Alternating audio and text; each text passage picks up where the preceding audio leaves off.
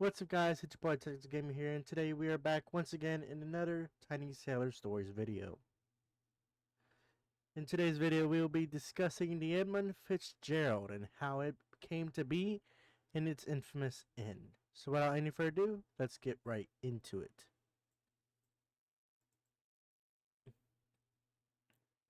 Everyone knows the Edmund Fitzgerald. Or should I say the SS Edmund Fitzgerald. She was an American Great Lakes freighter that sank in Lake Superior during a storm on November 10th, 1975.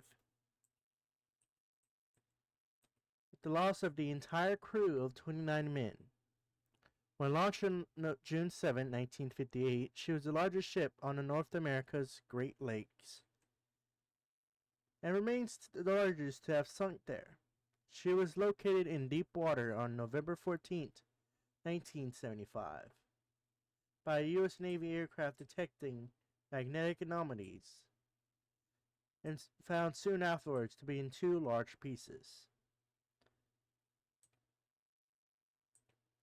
Northwestern Mutual Life Insurance Company of Milwaukee, Wisconsin, invested heavily in iron and minerals on a large scale, including in the construction of the Edmund Fitzgerald, which represented the first such investment by any American life insurance company.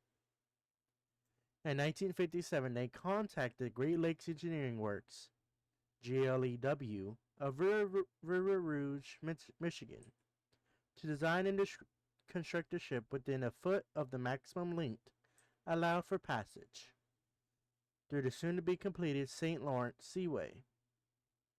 The ship's value at the time was $7 million, equivalent to $58.1 million, equivalent in 2023 standards.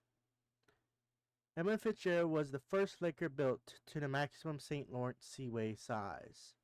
She was 730 feet long, 75 feet wide, and 25 feet foot, and it had a 25-foot draft.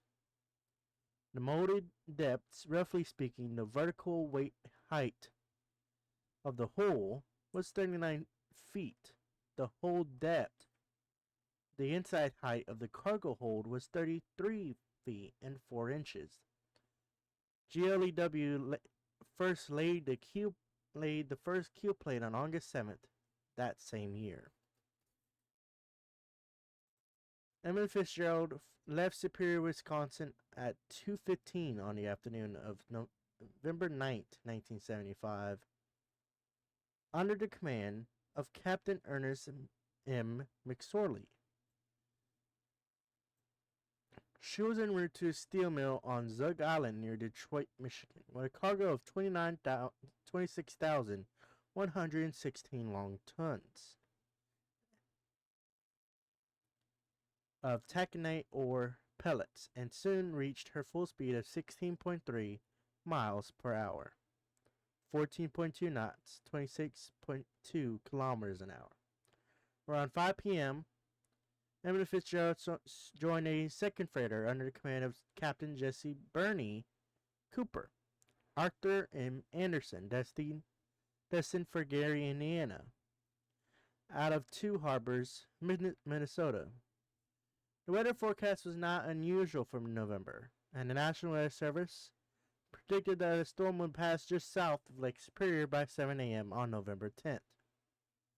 The SS Wilfred Skykes loaded opposite of Edmund Fitzgerald at the Burlington Northern Dock 1 and departed at 4:15. About 2 hours after Edmund Fitzgerald, in contrast to the National Weather Service forecast, Captain Dudley J. Hackett of Wilfred Skykes predicted that the major storm would directly cross Lake Superior. From the outset, he chose a route that took advantage of the protection offered by the lake's northern shore to avoid the worst effects of the storm. The crew of the Wilfred Skykes followed the radio conversations between Edmund Fitzgerald and Arthur M. Anderson during the first part of the trip, and overheard their captain deciding to take the regular Lake Carriers Association downboard route. The National Weather Service altered its forecast at 7 p.m., issuing gale warnings for the whole of Lake Superior.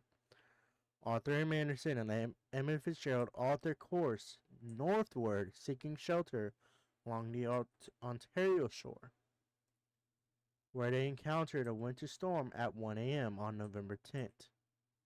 Edmund Fitzgerald reported winds of 52 knots, 96 kilometers an hour, or 60 miles per hour, and waves of 10 feet high. Captain Paquette of the Wilfrid Skies reported that after 1 a.m. he overheard McSorley say that he reduced the ship's speed because of the rough conditions.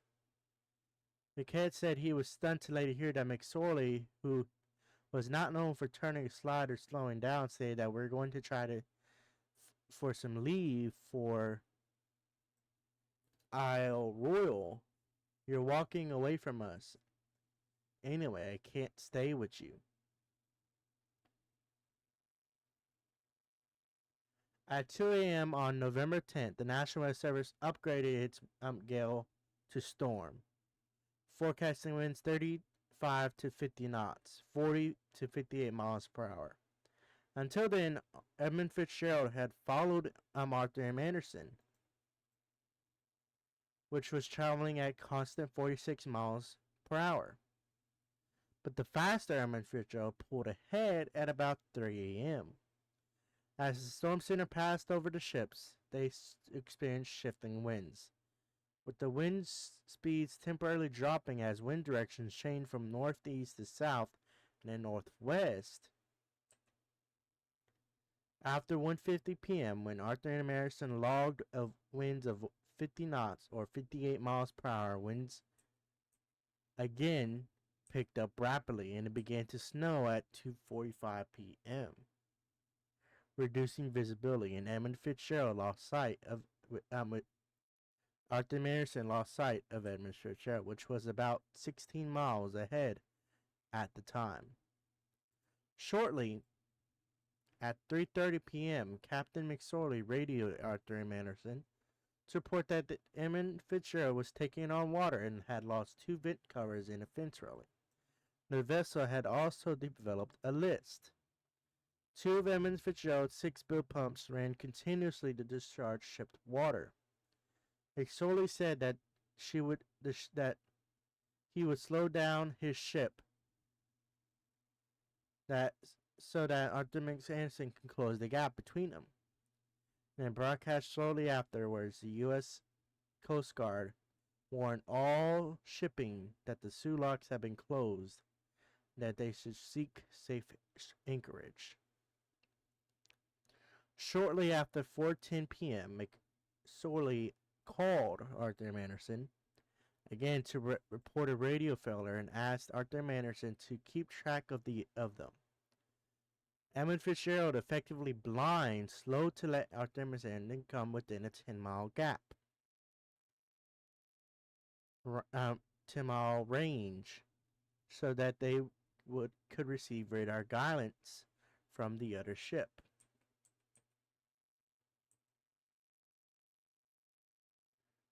For a time, the Anderson directed Edmund Fitzgerald toward the relatively safety of Whitefish Bay. Then at 4:39 p.m., McSorley contacted the U.S. Coast Guard station in Grand Marais, Michigan, to inquire whether Whitefish Point Light and navigational beacon was operational. The U.S. Coast Guard replied that their monitoring equipment indicated that both instruments were inactive. McSorley then held any ships in the Whitefish Point area to report the state of the navigational aids. Receiving any answer from Captain Cedric Woodfords of Aberfords between 5 and 5:30 p.m. that the Whitefish Point light was on, but not the radio beacon. Woodford testified to the Marine Board that he overheard McSorley say don't allow nobody on deck, as well as something about a vent that Woodward could not understand. Sometime later, McSorley told Woodward, I have a bad list. I have lost both radars and I'm taking heavy seas over the deck. I'm on one of the worst seas I've ever been in. By late in the afternoon on November 10th, sustained winds over 50 knots, 93 kilometers an hour, 58 miles per hour were recorded by ships and observation points across eastern Lake Superior. The Anderson logged winds as high as 58 knots or 67 miles per hour at 4:52 p.m., while waves increased as high as 25 feet. By 6 p.m., the Anderson was struck by 70 to 75 knot to 81 to 86 mile per hour gusts, and rogue waves as high as 35 feet. At approximately 7:10 p.m., the Anderson notified Edmund Fitzgerald of an upbound ship, asked how she was doing. They replied, "We are holding on our own."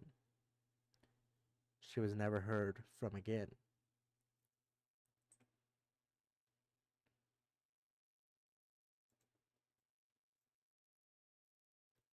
No distress signal was received, and 10 minutes later,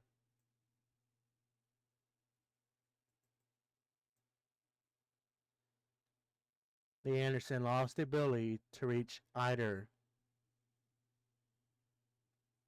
the Edmund Fitzgerald by radio or detector on radar. This is when we believe she went down.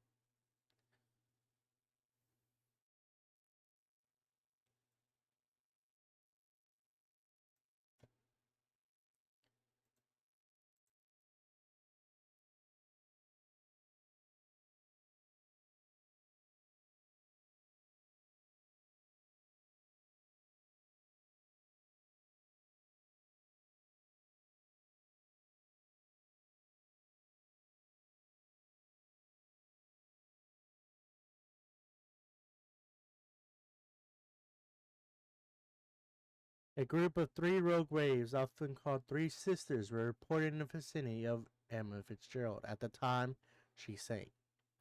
Three Sisters phenomenon is said to occur on Lake Superior, and references to a sequence of three rogue waves forming that are 1/3 larger than normal waves. The first wave introduces an abnormally large amount of water onto the deck. This is usually unable to fully drain away before the second wave strikes, adding to the surplus. The third incoming wave again adds to the two accumulated backwashes, quickly overloading the deck with too much water. The captain of the Arthur M. Anderson reported that this ship was hit by two 30 to 35 foot seas by about 6:30 p.m., one burning the aft cabins, damaging a lifeboat by pushing it right down onto the saddle. The second wave of this size, perhaps 35 foot, came over the bridge deck. Cooper went on to say that these two waves, possibly followed by a third, continued in the direction of the Edmund Fitzgerald, which could have struck about the time she sank. This hypothesis postulates that the Three Sisters compounded twin problems of Edmund Fitzgerald's known list and her lower speed in heavy seas that already allowed water to remain on her deck for longer than usual.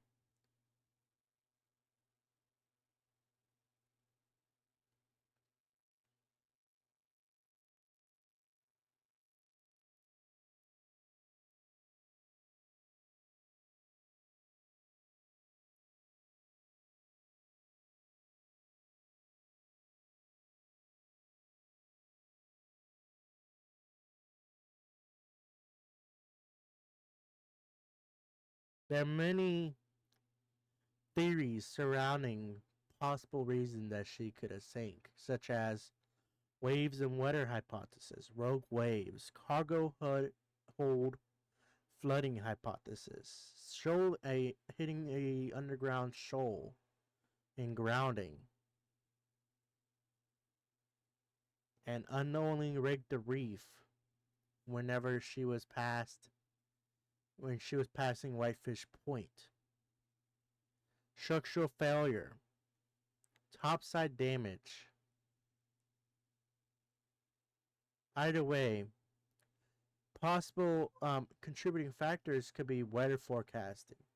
They originally predicted that the storm would pass south of Lake Superior. Instead, the storm passed directly over. Inaccurate navigational charts, lack of watertight bulkheads, lack of instrumentation, increased load lines, reduced freeboard, maintenance, complacency. A lot of these things changed. Could have, you know, went into the sinking of the Fitzgerald. Subsequent changes that call from the Fitzgerald were 15 recommendations regarding load lines and watertight integrity. In 1977, the U.S. Coast Guard made a requirement that all vessels of 1,600 gross registered tons and over use depth finders. Since 1980,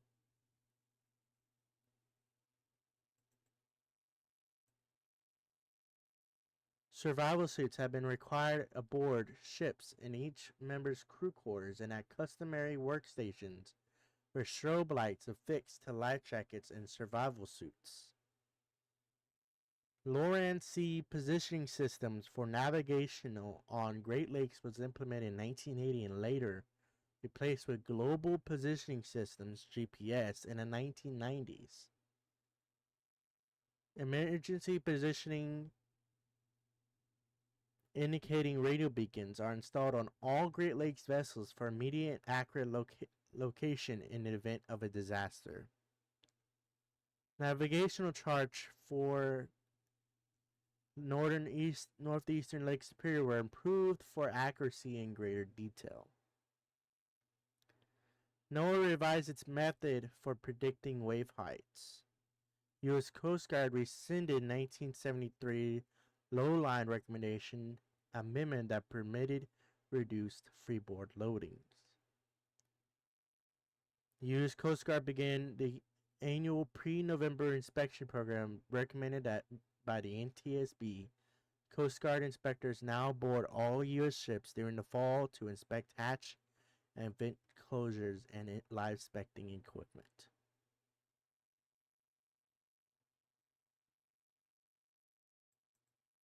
If you enjoyed this video, hit that thumbs up button and subscribe. If you want more Tiny Sailor Stories videos on the channel, please let me know down in the comment section down below what ship you want to see. As always, thank you guys so much for watching, and I'll see you all in the next one.